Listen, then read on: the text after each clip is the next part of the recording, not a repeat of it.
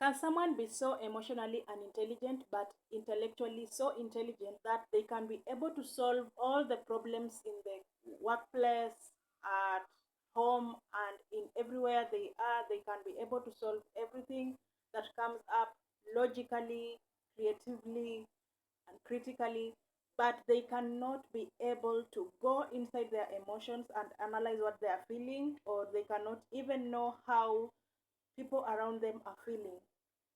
Have you come across such people? Are you one of them, or do you know one person who is not able to perceive emotions and react to them the way they are supposed to be reacted to? They build a firewall around their emotions that they cannot enter, and it is a firewall that is built by themselves, but they don't have a password into the firewall to enter and analyze their own emotions. And there are several characteristics that will show you if you are emotionally unintelligent but smart up here. And it is not that you don't care, it is not that you don't have a human heart. It is just that you don't know how to process these emotions, you don't know how to go around them and bring out a conclusion. Number one, emotionally unintelligent people who are smart struggle to express their feelings. As I've said in the introduction, it is like they have built a firewall around their feelings, around their emotions. So they are struggling to express how they are feeling. They cannot go inside and bring out in words what they are feeling. They end up being unresponsive when you talk to them about the emotions they are feeling or the emotions someone else around them is feeling. The fact that they cannot express their feelings, however, people in their relationships may end up accusing them of causing misunderstandings and tensions because they don't speak up. Number two, they avoid hearty conversations. They don't want emotional conversations. If you have come across one of them, you know that they don't want conversations that are so deep. They don't want conversations that will cause any emotional attachments. They want to steer clear of anything that will bring them close to having any emotional feelings because they don't know how they will process it, so they stay away from it. One thing that makes one emotionally intelligent is the fact that they can perceive the emotion and then they can manage the emotion the way it is always supposed to be. If it is sadness, you should be able to know that this person is feeling sad, or you should be able to know that I am feeling sad, or you should be able to know that my mother is feeling sad. You have just to put a picture to it. But these people don't want to reach to that point.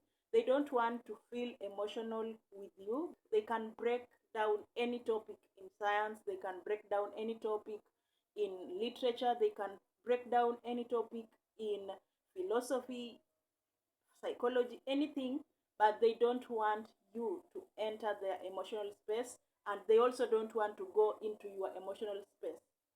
That is a place they stay away from. They have created a firewall. I call it a firewall of emotions. They don't want to go into that. These people who are so smart but emotionally unintelligent often misunderstand emotional cues. They don't know how to console you, they don't know how to be happy for you. If you break certain news to them that you may want consolation, or you may just want a pat on the shoulder, they don't know how to interpret like that. They know that if something is bringing happiness, you should just be happy. If something is bringing sadness, you should counter the sadness. They don't know how to be in that moment with you.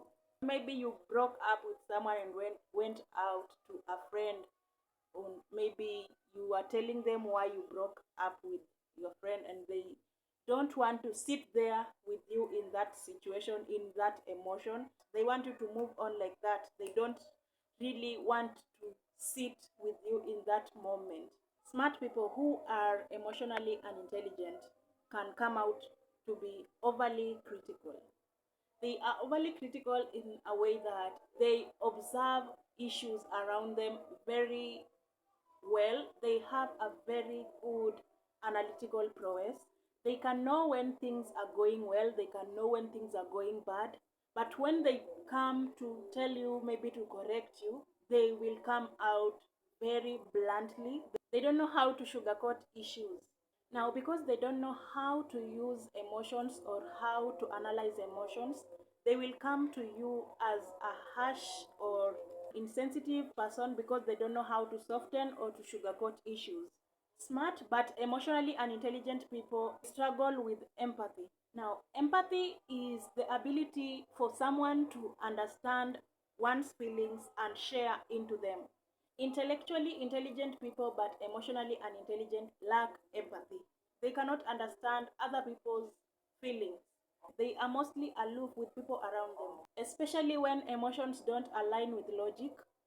Emotionally unintelligent people will feel so confused around you that they will think you are not being reasonable, you are being unrealistic. Since they lack empathy, they come out as cold and detached from people around them. They will mostly miss out on the richness that emotions bring out and help people to connect. Number six, intellectually intelligent but emotionally unintelligent people have a tendency of bottling up emotions. As I said, emotionally unintelligent people like to build a firewall around their emotions. They don't want to go in and they don't want to let them come out. Remember, these are people who will help you do anything. They are very generous, they are very big hearted, but they cannot be able to come to terms with emotional stuff. They will bottle up their anger, they'll bottle up their stress. They don't want to be seen worrying and they don't want people to know that they are worrying. So they end up bottling it up. They think that they are hiding very well. But if they have someone related to them who understands them very well, like their childhood friend or their mother or their parent or their sibling, they end up knowing that this person is going through a lot, yet is just hiding. Remember, these are people who don't like company, they are already introverted. But when it comes to these issues bottling up and continuing to haunt them, they will be more reserved, they'll be more private, they don't want to talk to people. And also, their health will start to deteriorate, they will lack appetite, and it always shows even when they hide. Emotionally unintelligent but intellectually intelligent people struggle with vulnerability. They don't like to be vulnerable to other people. They think that being vulnerable is a weakness. They don't want to be seen sharing about their emotions. They don't want to be seen sharing about their feelings. They will be looking at a girl all day long in a party, but they will not be able to go to them and talk to them. They fear being seen as someone who is weak. They fear being seen as someone who shows their emotion.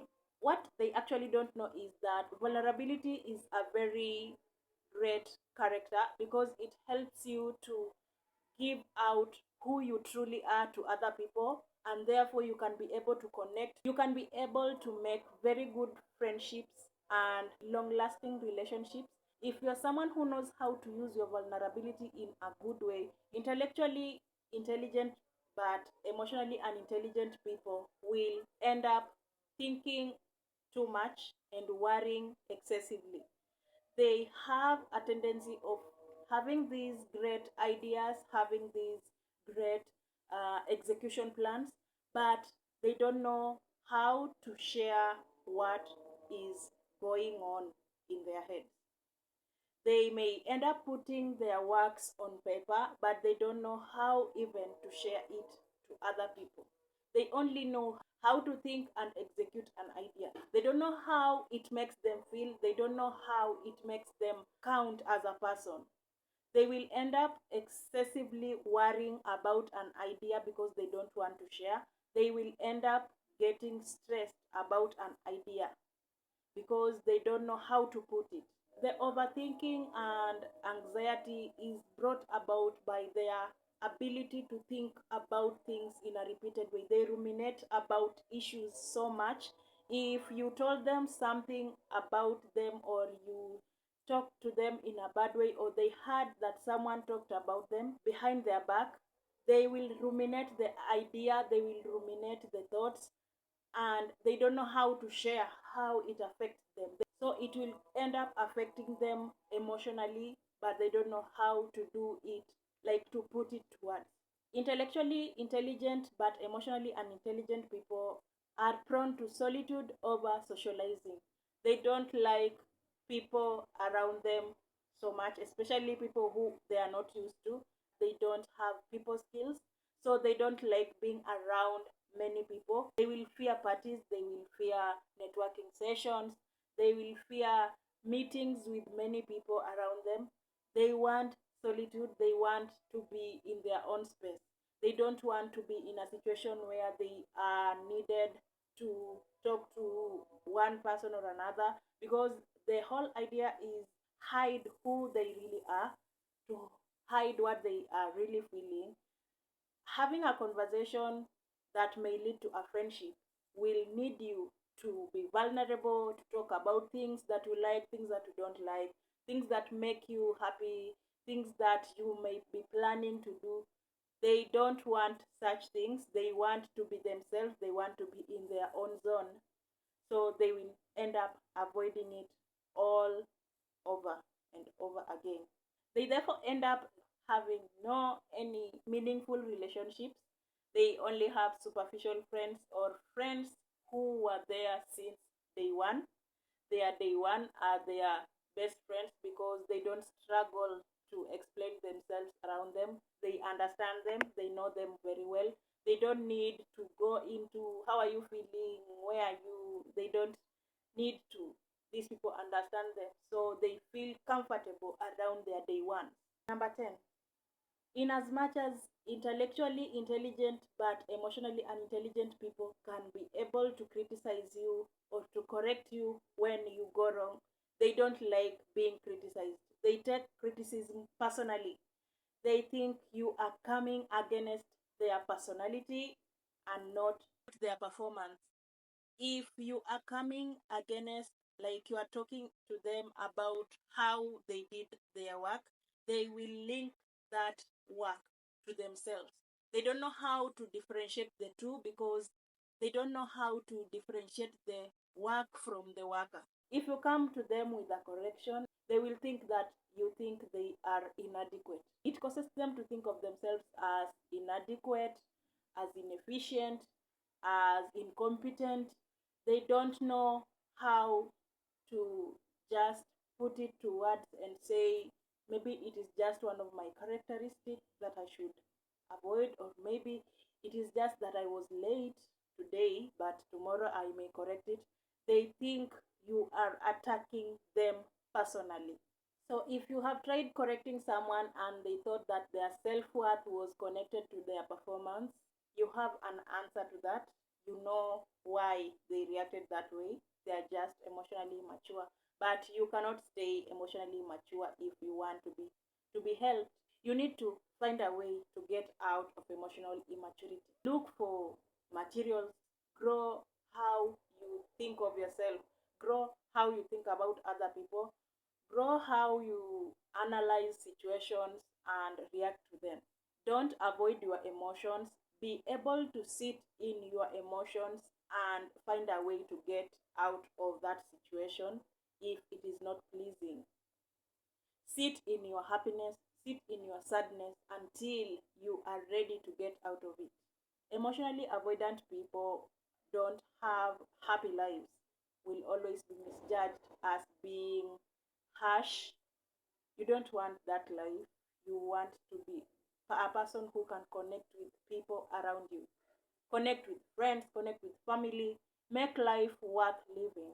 Guys, if this video resonated with you and you liked this content, like and subscribe to my channel. I've been your girl Maria. Thank you. See you next time.